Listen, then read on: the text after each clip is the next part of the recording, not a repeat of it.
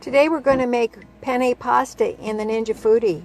We've got penne ricotta, my home canned hamburger with onion, and I've got 2 jars of pasta sauce. Don't mind the noise in the background, my bathroom's getting redone. Now set the Ninja to saute for 5 minutes. Then you add in your pasta. You don't have to use penne, you can use whatever you want. Make sure you give it a good stir so everyone gets in the sauce.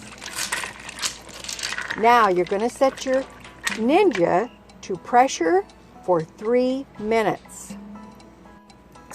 When it's done, release the pressure by hand. Take off the lid and look at this. Dinner is served. This is so awesome. I love you guys.